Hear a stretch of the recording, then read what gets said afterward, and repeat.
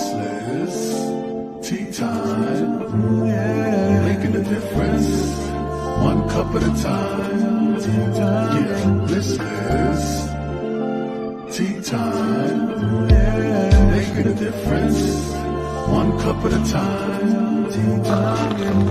So be sure to grab your tea, grab a seat, and tune in to Miss Liz.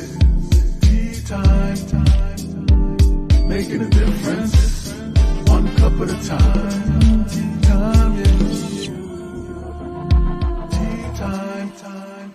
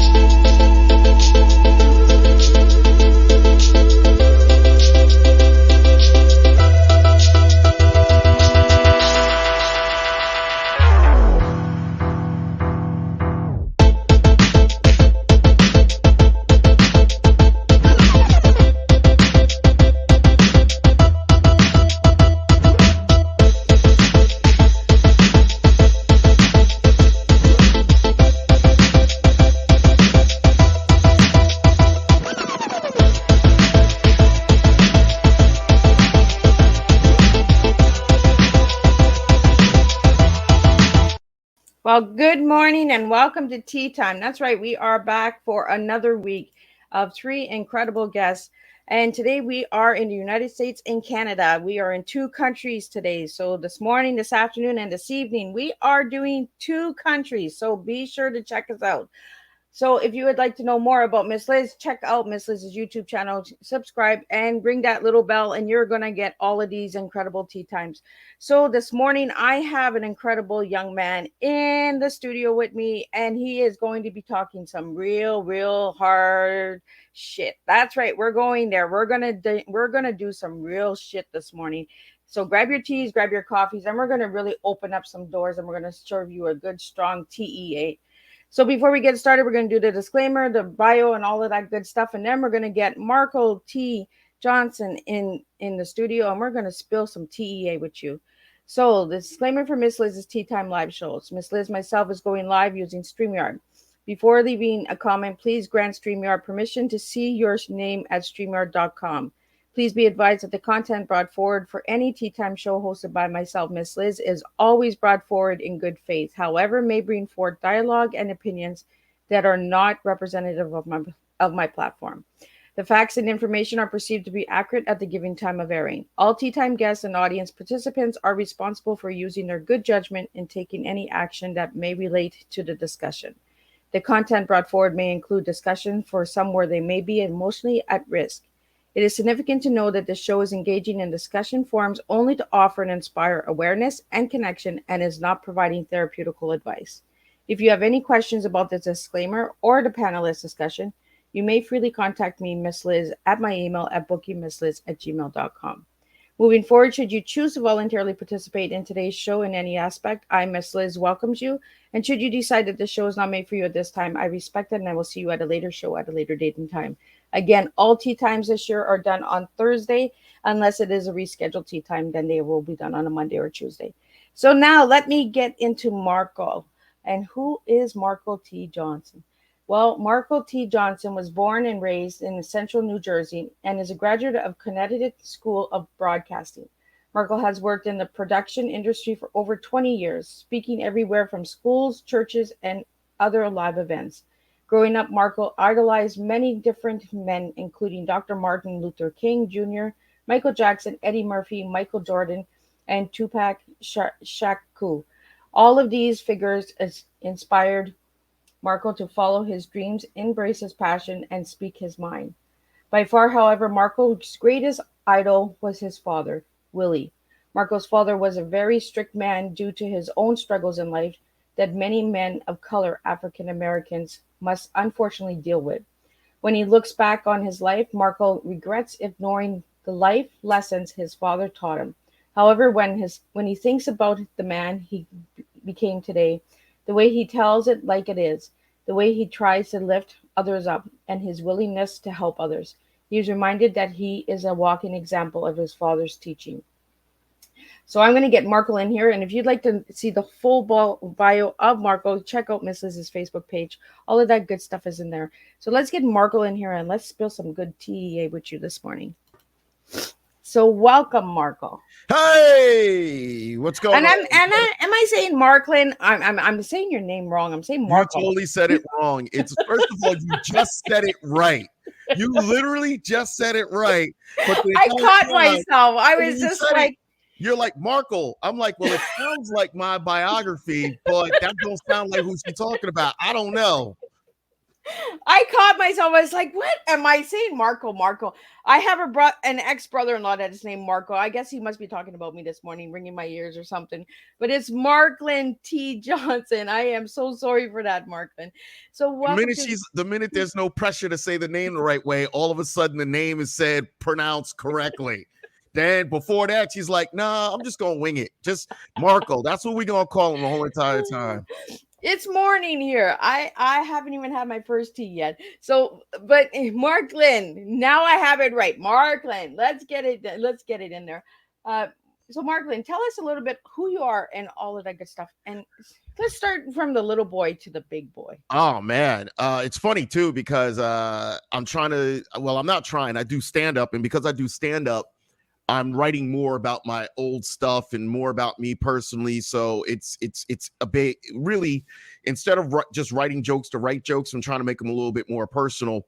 And it's weird right now because I'm literally, I hate using the word literally, I'm trying my best to remember things from my past as well as things from now. So past, I was reckless. And what I mean by reckless, I wasn't doing drugs. I wasn't, going around committing crimes. I wandered around life aimlessly. I never fit in. I never felt I fit in. I was always that kid that had a big mouth and would say what I wanted to say and kind of always wanted to move when I wanted to move. And as a kid, I think people don't really listen to kids when kids know something's off. When kids know something's not there. And traditional school was never for me. Traditional school was something, and a problem is in a room with 99 people that do what they're programmed to do, if you're that one person that won't do what you're programmed to do, you're the problem. We don't think about that one person that doesn't want to do what they're programmed to do could actually be onto something for them. You kind of know who you are. And I spent my whole entire life trying to fulfill what everybody wanted me to be. Everybody wanted me to get a corporate job or get some sort of a trade and just work and be miserable like everybody else. And, over the years, I've learned to be financially unstable. I've learned to be financially not that well off. And when I say that, I'm not saying it as a brag. But when you don't like what you're doing, you find other ways to compensate. So I shopped a lot. I would spend my last dime because I didn't care because it's aimless. This is bull. And it's funny as I'm progressing and getting better, and I love what I do. It's amazing. I am able to save money. Last year, even though I didn't make a lot of money, I had money saved up. I'm burning through it again because of other circumstances. But the point is, when you find what you love, everything starts coming into balance. Everything starts coming around. And right now, I host a lot of comedy shows. And for the first time in my life, I have a comedy show like every week. I'm doing at least one comedy show every week. This week is 3. So I have one tonight, I have one tomorrow, and then I have one Saturday. So it's slow. So the one thing I want people to walk away from when they hear me, we all hope and dream to become our better selves. But when we hope and dream to become our better selves, if we think about it Monday, we want it on Friday. Yep. We don't realize that it might not come till Friday. It might not come until, 3 years from now. So I say every week, all the time, what do I want to be? I want to be a bookable, public, motivational speaker. And I also want to be a bookable comic. Now, when I say that, if I get a speech, so you're in Canada, if somebody pays for me to come up to Canada to speak, if there's a comedy club, I want to submit and say, hey, I'm going to be in town for 2 days. Can I get a spot on your show? Why? That's going to enable me to get better as a comic. So now, anytime I'm going someplace, I'm only speaking during the day for like maybe an hour, 2 hours. That pays the bills. Yep. But what pays the passion is going on stage and making people laugh. Because I'm just, how far into cursing can we go? Oh, we can go as deep as you want to go. Okay. We serve strong tea here. So I'm a goofy motherfucker, right? I'm straight up goofy. I don't care. I have fun. And I do that because it balances out the seriousness, because I'm a very serious person on the other side. I'm a walking duality. I'm very serious, but then I'm very, very goofy. And that walking duality, I need to find ways to stretch both of them.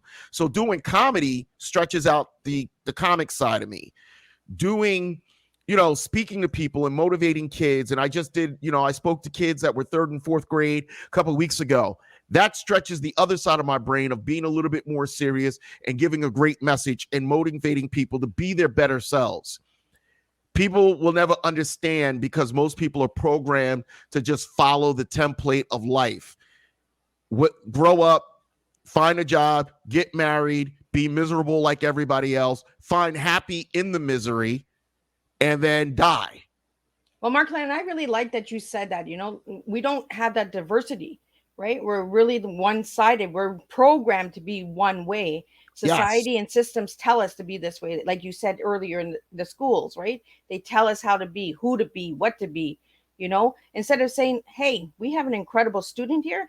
Let them show us what they want to be. Let them pour out. And I love that you talked to the grade 3s and 4s. I actually watched that, and that was pretty cool. You did an awesome job, Mark. Thank you. And here's the thing that a lot of people don't realize. It's worse for Black kids. And when I say that it's worse for Black kids, it's worse for Black kids because if you're Black and you're falling between the cracks, they find a way to just get rid of you. Like you become dismissive. It's one thing if you're Black and you're extremely smart. They'll find a way to kind of help you and elevate you because, hey, this kid's exceptional. This kid's exceptional as an athlete. He's exceptional as an artist. But the kids that have a high intelligence, so I'm not saying this to brag, and those people that know me personally will testify to this. I have 136 tested IQ. So I'm not brilliant, but I'm smart. And when you don't know how to direct that smartness, that brilliance, it falls through the cracks because there's a lot of brilliant people out there that don't know how to target their brilliance because there's so many thoughts and ideas. So people are amazed at the things that I do. And I always tell them I just wanted to do it. Like I built a studio in my home. I just wanted to do it. That's it. And we have to be able to do that, right? We have to be able to say, you know what? I like this. I'm going to do it. I'm going to try it. And I think that's what I got from, I watched a lot of your presentations and that you did in the schools and that, because you have incredible content on his website. So check out his website, check out marklynspeaks.com, because there are incredible different diversities and different aspects. Like you come with different messages for different audience. And I love that you can make yourself different. That's the gift that God gave me that a lot of people see. I think a lot of people think when you get a gift and it's only one way. Hey, I got the gift of gab. I can only speak in comical sense. And really, I kind of knew this in high school. I had a class for public speaking. And that's probably the only class that I literally was, like brilliant in.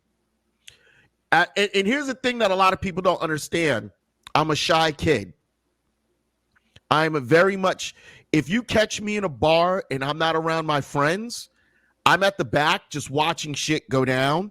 But I'm a shy kid. I was always a shy kid. I was always scared.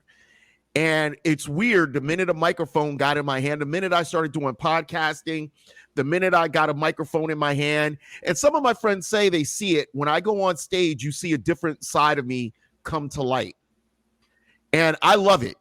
And, you know, I tell people, yeah, I'm still struggling, but what's happening is slowly people are starting to recognize the work.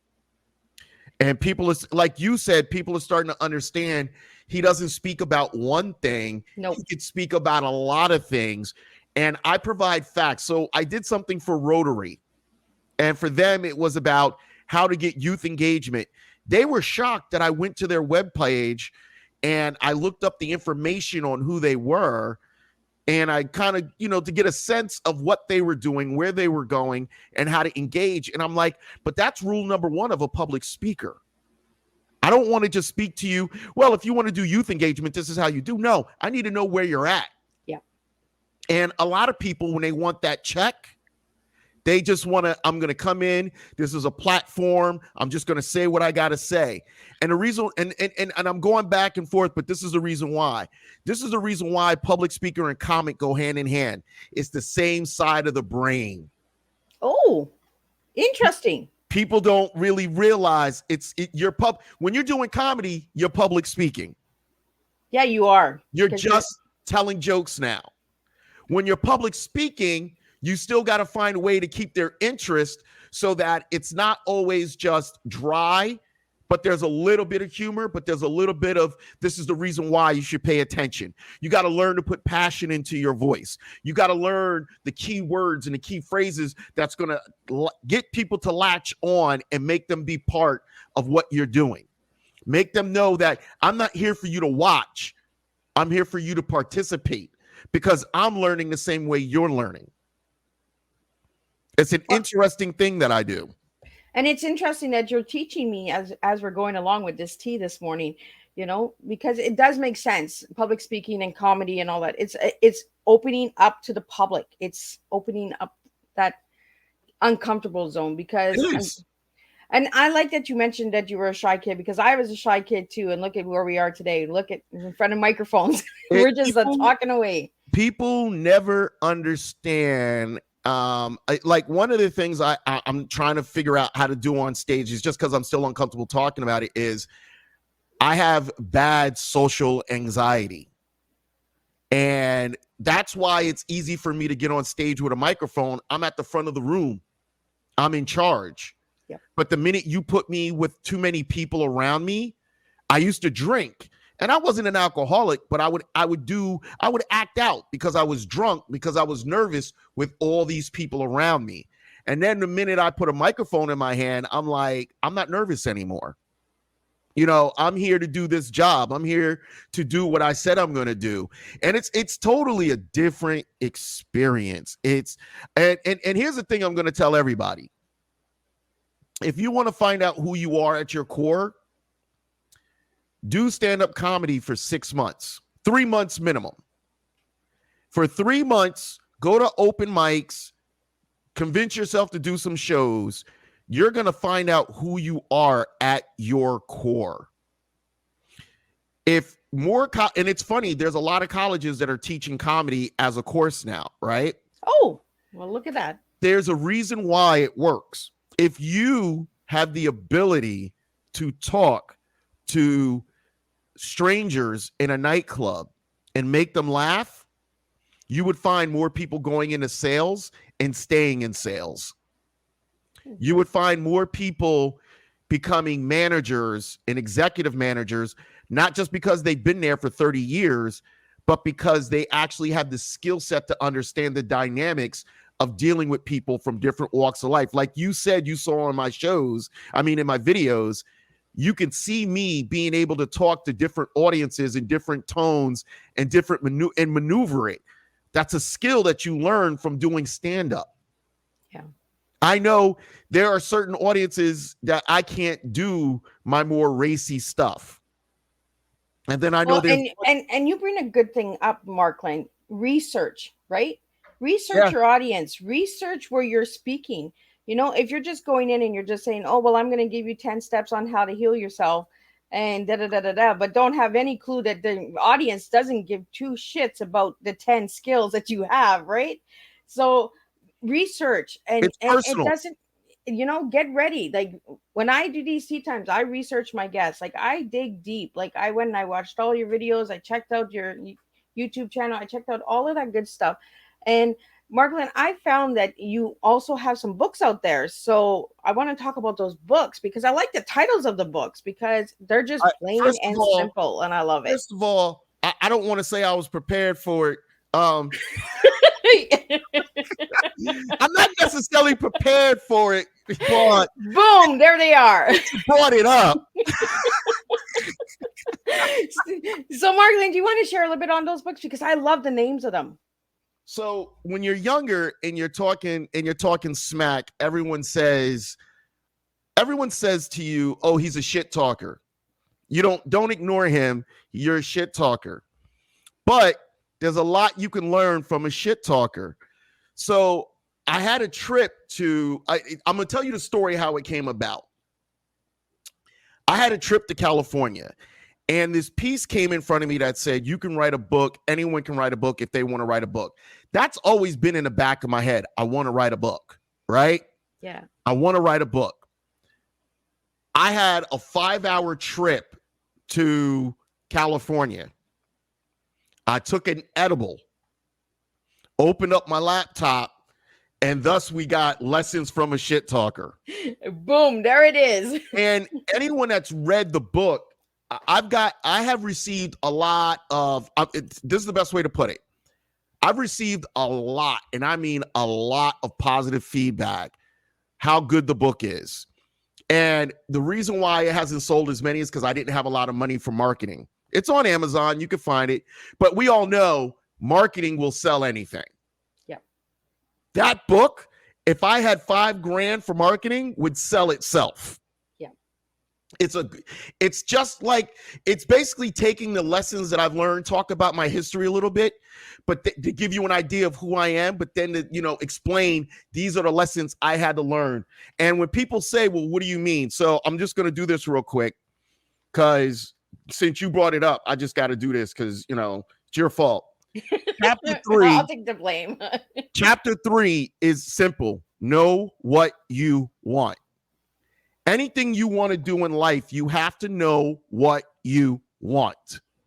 You can't say, I'm thinking about, or I would like to. You have to know what you want, because knowing what you want will help you start what you're doing. I started doing podcasting. Podcasting evolved. I still interview people. I started doing this little thing called Comic Conversations with its little stitches, like minute-long stitches from hour-long conversations I'm having with comics. People are loving it. I did 9 of them, and I've got over 15,000 views. Wow. And I'm not saying it to brag, because 15,000 ain't much for 9,000, for 9 videos, but they're 1 minute long. And basically it's just funny pieces of the interviews. Like I got an interview tonight. How did I get there? Because I've been interviewing people for so long. I know how to ask questions and how to bring them in and how to go about it. So Lessons from a Shit Talker is about following your dreams and doing what, figuring out what you love to do and knowing what you want, how you want to do it. Then from there, I used to tell people about interesting conversations I had with people on Facebook. And a lot of people never believed me. They were like, nah, people aren't that bad. I'm like, yes, they are. The minute you give them a keyboard.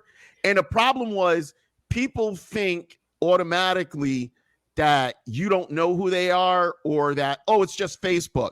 So what I did was I took a lot of my threads and I created this. It's called Facebook Conversations, the Good, the Funny, the Ugly.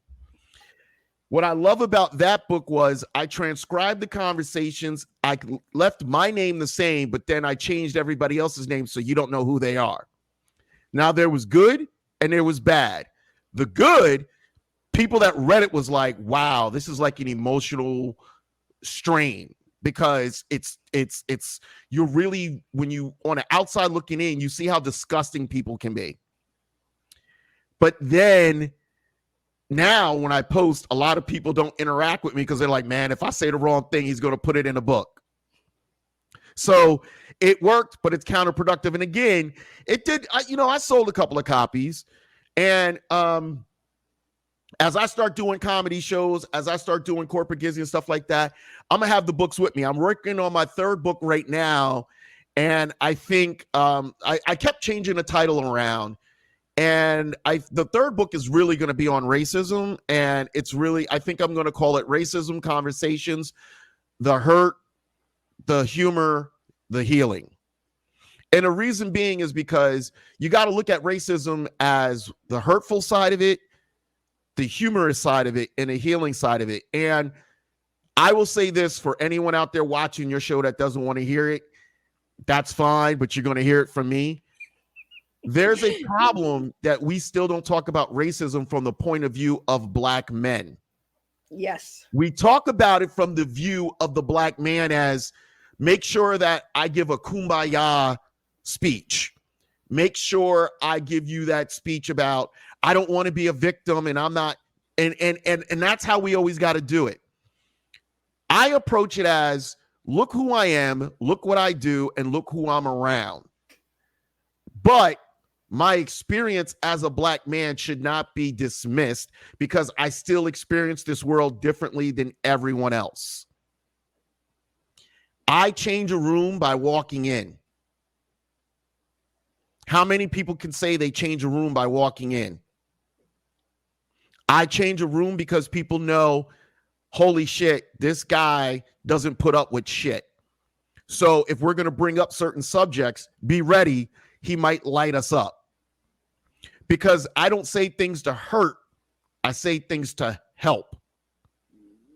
And a lot of people are scared of that voice. And I'm no victim. Every bad choice I've ever made in life, I've paid the repercussions for. I don't blame white people for my lifestyle. And that's one thing that people think happens when you talk about racism. White people are not at fault. But there's a systematic racism that exists that stops Black people, some, from excelling because they can't get the same opportunities based off of skin tone alone. And if it's too hard for people to realize that, there's a problem. Exactly. A white woman could have no speaking ability. A white woman could have never spoken to a group. All of a sudden, she wants to share her story, how she was an alcoholic, abused wife. Never wrote a book. Never did big speaking gigs. She can go to her local school and say, I want to talk to other kids because white girls are going to grow up and possibly be like this, and I want to stop it. You know what the school will do? How much do you want for this? Come in, give us the story. Right? Yep. As a Black man, they want to check me 85 times over. What's his credentials to talk about racism? He's Black. He's talking about it from his experience. Oh, he used to do a podcast called The Adult Conversation. What does that have to do with him talking about racism? They find excuses to not hear the story because they don't want to feel guilty. But here's the thing. I don't want you to feel guilty. I want you to recognize that I experience the world differently. And I do. And I experience it differently from Black people and from white people.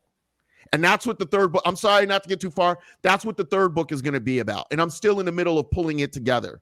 I did some dynamic interviews. Well, Marklyn, I think those are a good key points that you've made. You know, I'm a white woman. I'm sitting here. I'm not offended by anything you have just said because it is the facts. It's the truth.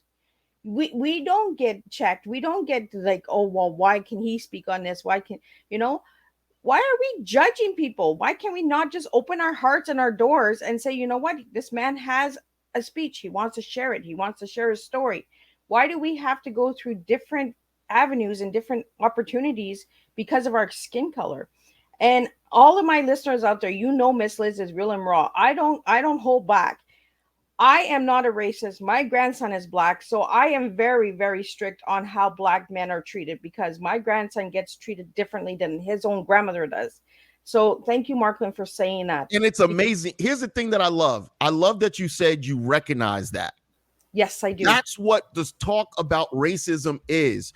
Recognize that we get treated differently. My dad was a gym teacher. Like, remember when I said my dad was like one of the influences in my life?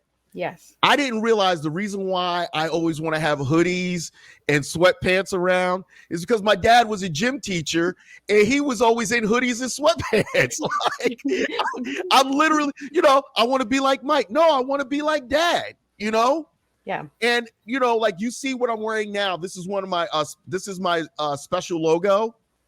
That was from a speech I did for Black Lives Matters. And the guy took a picture of me from behind. I showed it to a friend of mine. And he was like, that's your logo. That's you. And now everything I wear has this logo and it's on the back of the jacket too. But my point that I'm making to people is you always got to realize. So this goes back to what I was saying in the first book. Know what you want. And when you know what you want, do not let people deter you. Do not let people tell you. I've met obstacles. So when I talk about the obstacles, I'm not saying poor me. Exactly. I'm saying if you're going to make me go through 8 hurdles to talk to kids, then that white woman who used to be a drunk, who was doing all types of crazy shit, she should go through 8 hurdles as well. Exactly. Keep it fair across the board. Don't make me jump the 8 hurdles and you see this white woman and because, she's fine, upstanding citizen. Why? Because you label her a fine, upstanding citizen? How many times do we find out these fine, upstanding citizens doing the worst shit behind closed doors? You know what I mean? So here's someone that's open. And the reason why I always call things real talk is different to everyone. It is. And that's what people don't get. And closed-minded, ignorant people that try to mock the term real talk don't understand your real talk is going to be different from mine. These are the nuances of being an intelligent person. When you lack intelligence and you basically regurgitate what you've been told, you don't hold a candle to anyone that thinks outside of the box. Because you're unable, you're incapable. And that's the reason why I made the second book, Facebook Conversations. You can tell how people buy into the indoctrinated belief of their superiority, their indoctrinated belief that their political ideology makes them better than other people. I had a guy call me a clown the other day because I was like, hey, I want to interview people on racism. And I said, thank you. Thank you for calling me a clown. Because you know what that means? That means I've impacted your life. I've impacted your life so much that you're going out your way to tell people that I'm a clown. You're going out your way to have an opinion about me who has no impact on your life. I don't decide when you wake up. I don't decide if your car goes. I don't decide if your mortgage gets paid. Nothing I do impacts your life. But little insignificant me has impacted your life so much that you go out your way to name call, to tell people about me. You know what that means? It means I'm a man of influence. Yes. I've done my job. I influence you. When you see my presence is groundbreaking. My presence is earth-shattering. I do things that you wish you can do. You wish you could go on stage and make people laugh. You wish you had people that wanted to listen to your voice. Because when people can hear your voice, that means you're making an impact. And then when I die, when God calls me home, whatever, Jehovah, whoever it is, when I'm called home, I want to know I left an impact. That's what it's about. That's why we're on this planet. That's why I want to speak to kids and to adults, because people need to find who they are and understand they are more than these little windows that we're put into. And if you believe that you have more to offer, then follow it. Know what you want and go for it. I love that, Mark. Marklyn, thank you so much, because I love real talk people. I love people that are outside of that damn window. If you want to break the window, break the window. But I'm not telling anybody to go out and break a window. This is not telling you to break windows. But I'm saying be real, be authentic, be your true self. And like you said, that guy went out of his way to call you a clown. And why for? why did he make that effort, right? Like, why are we doing these things? Like, Marklyn, thank you for being real. And I love real talk speakers. And that's what we do on Tea Time is we share strong tea here. We don't serve the beverage. We serve teaching, educational awareness. So, Marklyn, I want to get into your tea. What tea are you serving me this morning if I give you those three letters? Oh man, see, first of all, I want to say forget you for giving me assignments. I give my guests homework. You should have put this in the email. Like, by the way, I'm going to give you these 3 letters. I need you to come up with stuff. So I came up with tenacious because I'm tenacious, and I came up with energetic because I'm energetic, and I came out with accountability. As I become older and more into what I'm doing, I'm finding that I need to be more accountable about the things I do. I need to really kind of hold a flame. Like I've sought out a mentor for public speaking. You know, I love the fact that you went to my website. He complimented me and said my website was better than his, you know? And I'm like, well, I kind of hired someone and kind of told her how I wanted it to look. But what I love more is that you went, instead of you just, you know, like a lot of people skim a website, you went no, down, I don't. you went down and you watched the videos. So now because you watched the videos, you were able to be like, oh shit, this guy's not what I thought he was. Because up front, when I say comic, and then you also find out I do public speaking, you would think, oh, he's just going to try to find a way to turn his comedy into a speech. When you all of a sudden go in and see the different videos and the different audiences, you start realizing this guy's a lot more dynamic than what I thought. Even reading my biography, you don't realize how, and I'm not saying that to be arrogant. I've had people from the outside look in tell me, why are you not bigger than you are? Because holy shit, you're dynamic. You don't just speak for one voice. And for me, the accountability side is I'm trying to be more progressive in the thought of, yes, I am. And what are the ways that I could think outside of the box and put myself in front of people? And I realize, you know, I've got to do more. So I'm joining with in New Jersey, they have the Juvenile Justice Center. I'm joining with them and I'm going to work on some speeches. And I had 3 great interviews with them. And again, they went to the website and they were like, holy shit. Like, this guy wants to. And I said, and I was honest with them, full disclosure. I've been having a tough time getting into schools. If I speak with your kids and I do well, I know the schools are going to open up to me. Yep. They're going to want to talk to me because they're going to understand, like, holy crap, this guy's dynamic. And if he can speak to juveniles, imagine what he can do with these kids. So unfortunately, the process is a little bit harder, but, you know, I'm going through it. So what is that about the youths, Marklyn, that you really want to hit hard on?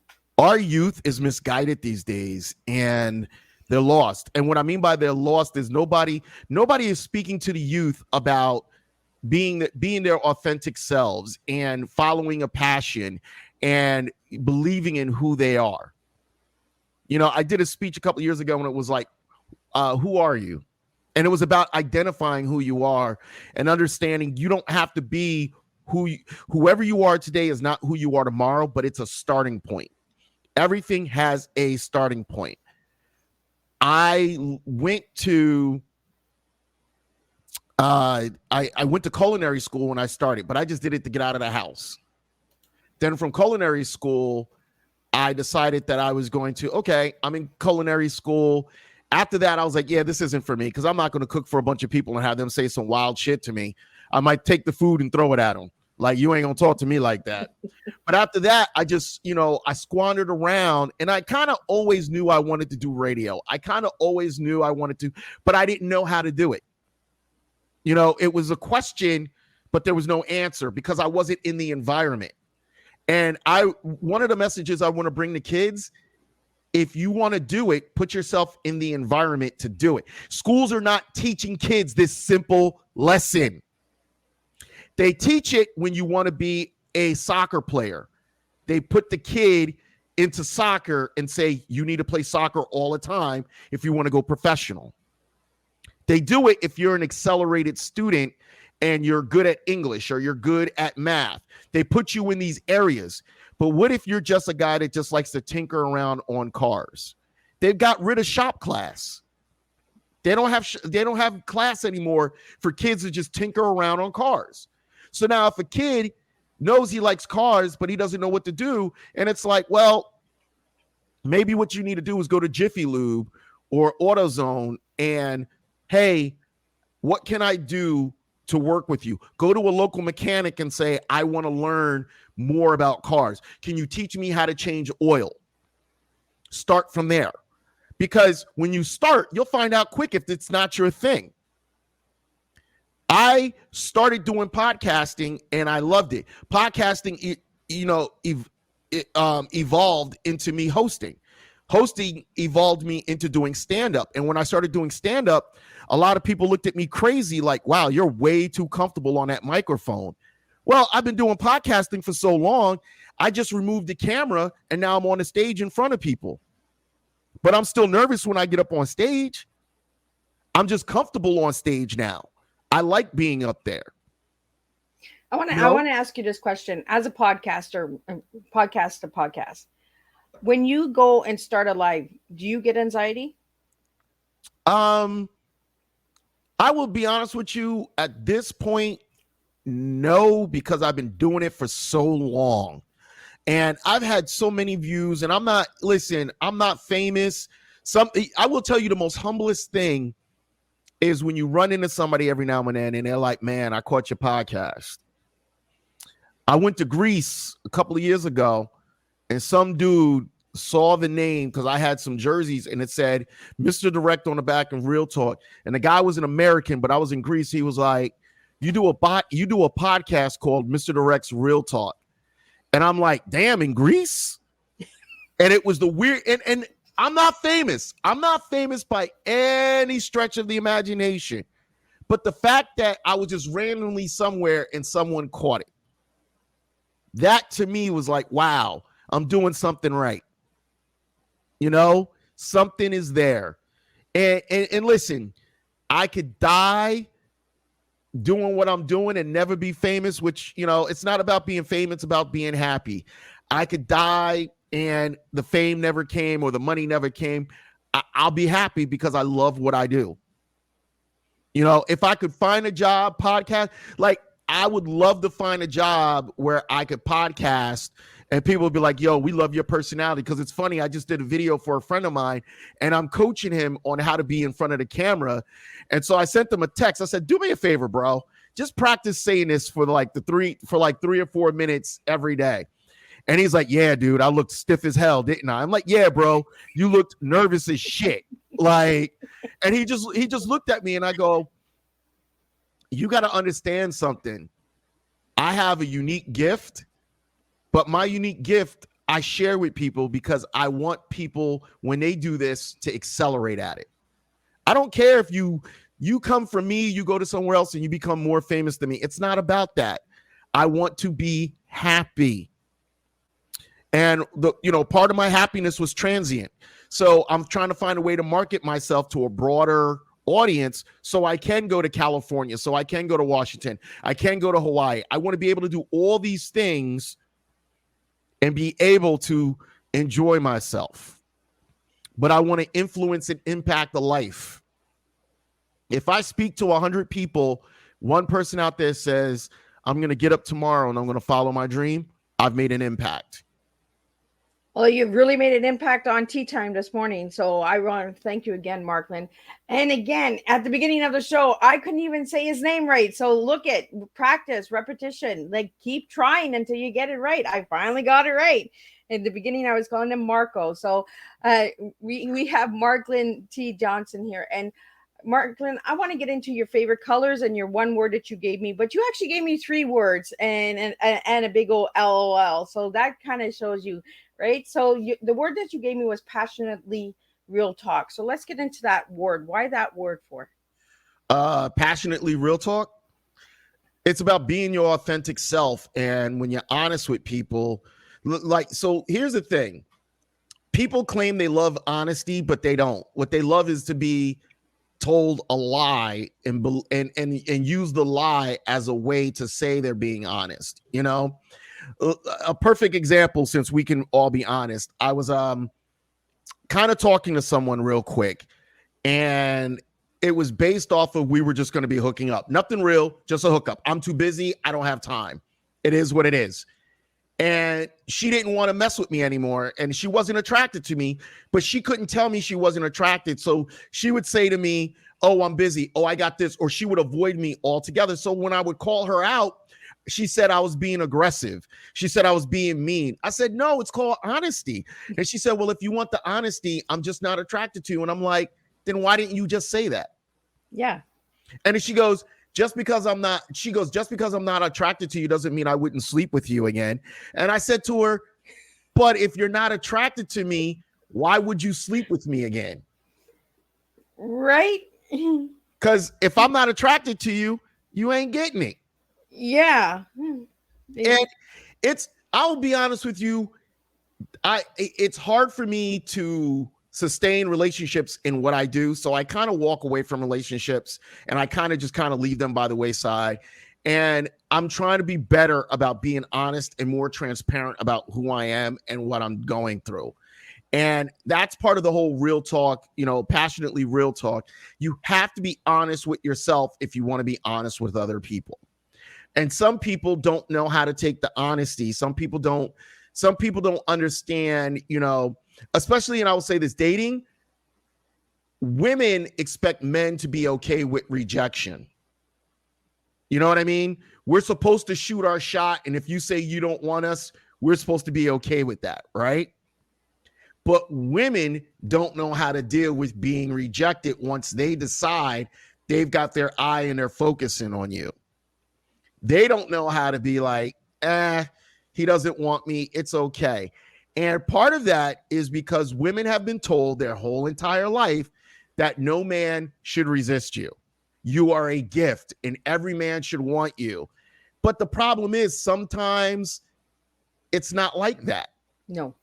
You know what I mean? Sometimes somebody not wanting you in a sexual way or romantic way, it's not a knock on who you are. It means you didn't connect or bond that way.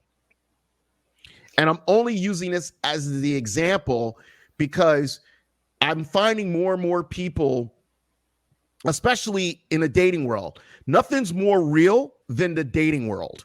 Yep. Right? And I'm finding a lot of women, divorced, oh, I haven't had sex for 3 years. I haven't had sex for 5 years. Oh, I'm waiting for that for the it guy before I do it again. And I'm like, so you wasting all your good screwing years because you're waiting for the right guy. And I go, the right guy is going to be a piece of shit because he's going to tell you what you want to hear. And then you're going to be even more angry because you held out. Go get you some. Stop this whole entire I'm waiting for the right man to come around. Make some bad decisions, damn it. Make a couple of bad decisions. Get a little dirt. Choose a guy and just say, listen, this is all this is. But don't date him. Don't expect him to wine you and dine you and make you feel good. Just listen, I'm gonna give you a special gift. We're adults. You got needs. I got needs. Let's be honest with each other. Yes. Dating would not be so hard if people were just more honest with each other. Well, and you made a good point, Marklyn, because you had said that girl wasn't attracted to you, but she said, I'll still sleep with you, right? So, hello, and I really like that you're bringing some good, strong points. As a man and as a woman, we're both opposite sex here. And you're saying the women can't stand rejection. I'm a woman, and I'm going to tell you, it hurts hard. But a man has feelings too. A man still bleeds red too. Women out there, we got to be more open with our men and be honest, like you said, Marklyn. So I really want to thank you for that because I really am looking at both sides here and saying, you know what? It's true. Men feel that rejection too, And we do. No man wants to be rejected. No woman wants to be rejected. The difference is that we're told that men are not supposed to show their emotion and women are told it's okay if you show your emotion. And the thing is, women will always sucker the man or they'll always convince the other woman. They'll convince their friend, girl, he wasn't good enough for you anyway. Girl, he doesn't know how special you are. His loss. No, there's not a connection there. Yeah. Stop trying to make the man the bad guy because he didn't want you sexually or he didn't want you romantically.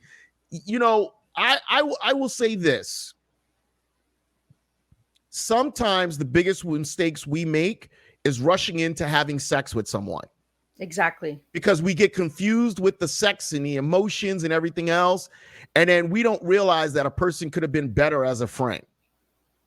And men and women can be friends, but men and women can be friends when we take sex off the table. Exactly. Now, when you do like each other enough and you're like, hey, we're kind of here, we kind of dig each other, then you could cross that line. But if you cross that line, you got to be prepared. There might not be any coming back.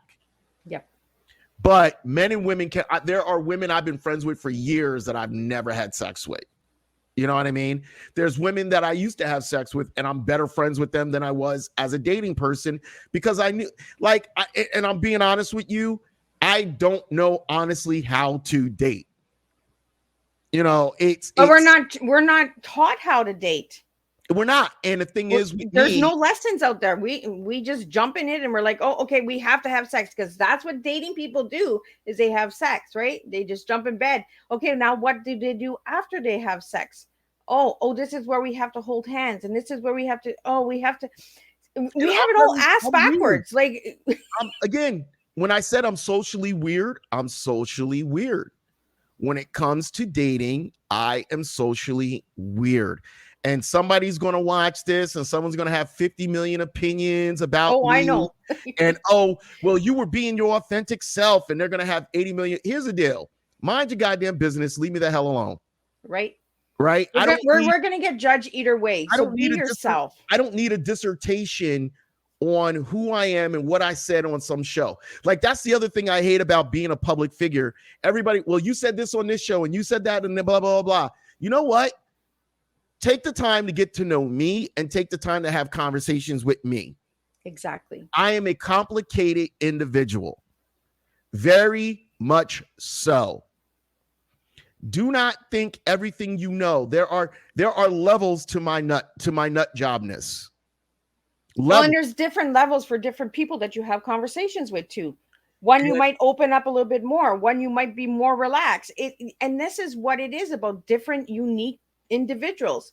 You know, I get judged a lot because I'm just like, you know what? I'm going to be me because you're going to judge me either way. If I'm the fancy mancy Miss Liz or if I'm the shit talker Miss Liz who curses and oh my God, I said the word shit or, you know, or hell or something.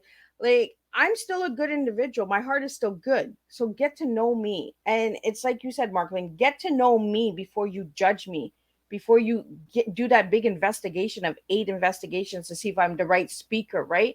And you know what? And that's the other part that sucks about dating. They put too much power in women's hands. Right? Women now can go Google you and decide if you're worth whatever happened to the natural, let's meet at a bar. And if we like each other, we do, we don't. You're taking your chances, right? Women now will look at someone's dating profile. He don't make enough money. He don't drive a right car. He don't have a 401k. Everybody is looking for reasons to eliminate people. Yep.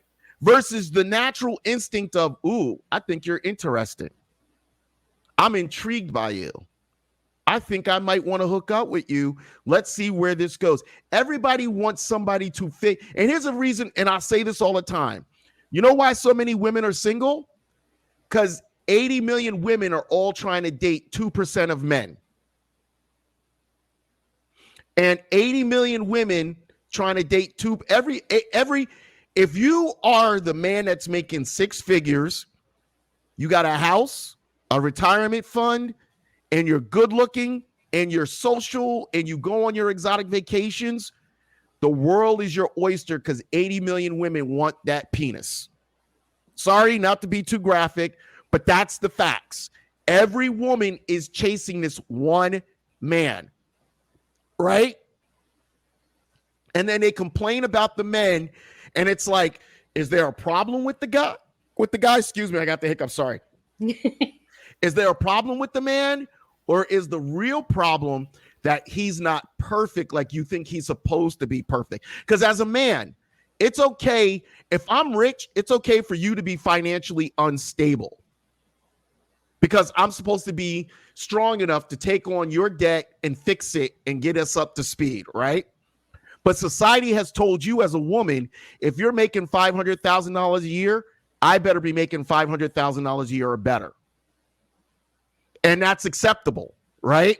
Yeah. And women, all these, it's amazing how many women say to me, and I'm using this as a conversation about being real and honest and authentic. Women have this women seem to think, okay, so I knew a girl that was a millionaire, filthy, stinking rich. And she goes, I'll only date a guy with a helicopter. I'm like, yeah, but you're a little bit of a nut job. So to be honest with you, you'll meet a guy, but if you're a millionaire and he's a millionaire, 9 times out of 10, unless he's retired, you guys are not going to have any time for that relationship because you're both working to maintain that money level. Yep. Because she's a working millionaire, right? Yep. So if you're both working millionaires, you're working to maintain the lifestyle versus someone who's a trust fund millionaire and he's like, listen, I have this money, so I get to do whatever I want to do whenever I want to do it. I don't have to worry about it, which is great, dynamic, beautiful thing. I think men and women need to find, the reason why I will always say real talk is men and women need to find a way to just be honest with each other. And in that honesty, more men and more women will know how to get along. More men and more women will learn, and women, stop only hanging with your girlfriends. Get some men friends. I got a lot of men friends. A lot of people are like, oh my God, Miss Liz has lots of males. And I'm like, yeah, but those males look out for me. They'll look out for you. And you know what they'll also do, which a lot of women don't understand? They'll tell you if a man is up to shit. Exactly. And a lot of women are scared. Be like, oh, you want to sleep with me? It's like, yeah, I might want to sleep with you, but you're my friend. So I'm going to tell you the truth first. I might want to, at least the thing about men can still separate their penis from their brain. Exactly. That's why at a young age, men can sleep around with so many women because men's hearts are not attached to their penis. So if a man becomes friends with you, he could still be attracted to you and say, you sexy as hell. But if you've established that you're friends, he could still be like, yo, I'm going to give you the truth. This man's a piece of shit. Yep. And that's why I have a lot of male friends, because I need to know when there's a lot of piece of shit coming at me.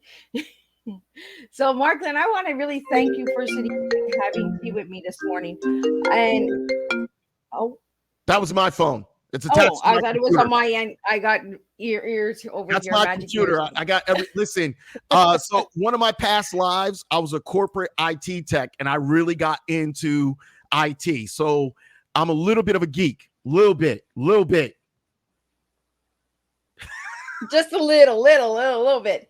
Well, I want to thank you again, Marklyn, for joining me this morning and sharing your tea and sharing real talk, because that's what tea time is here. It's teaching educational awareness that we all can make a difference. All walks of life are at this table. There's no judgment. There's no who is better, who is not better. We don't have any races here. We don't have any of that. No judgments. We're all individuals. We all bleed red, and we all are real people here on Tea Time. So I want to thank you, Marklyn, for that. And thank you for having the patience with me when I first started calling you Marco. So, we went from Marco to Marklyn, and sometimes you have to just ease in until you get it. Can I tell you the truth? You ready? I'm ready. I'm used to it. Everyone screws up my name. They butcher it. That's why my stage name is Mr. Direct. How can you butcher Mr. Direct? You can't. I love that. You can't. But you damn sure can butcher Marklyn for some reason. Well, it's not a name that you hear a lot of. Like, even when you sent me your information, I was like, oh, okay, Marklyn. You never hear Marklyn. You hear Mark or Lynn, but you don't hear Marklyn. No, and it is a very unusual name. I totally see where you're coming with that. The reality is, I don't know where the name came from. It's my name. It's the name I use. People that have known me for a long time just call me Mark. And I know the voice. So if you're a voice that I don't know and you call me Mark, I will look at you like your head spin around 20 times. And people will try to shorten my name, and I look at people and I'm like, who the fuck are you talking to? And they'll be like, what? That's your, I go, no, my name is Marklyn.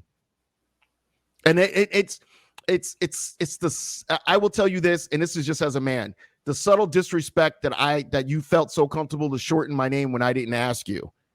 But I totally understand when people butcher the name, because it's been butchered. I've been called Marilyn. I've been called Marlin. I've been called Mark Lynn. I've been called Mark Lynn. It's just, people love butchering my name. It's normal. Well, I want to thank you again, Marklyn, and I want to really thank you for being real. And we'll be back this afternoon at 3 p.m. with Francine Cosman, and she is the first mayor of Nova Scotia in Canada. She's 82, so we're going to sit and we're going to talk politics. So it's going to be a deep, hard tea as well. And then we're going to finish up today's Thursday with David A. Bowles, a Western author. So we're going to be talking about the Wild Wild West. That's what we do here. We do all different kind of flavors. So if one tea doesn't resonate with you, I guarantee one other one will. So again, thank you, Marklyn, for joining me on Tea Time. Don't leave. I'm just going to close up the live, and we're going to continue at 3 p.m. with the second guest of this week on Thursday. Thank you. Appreciate you.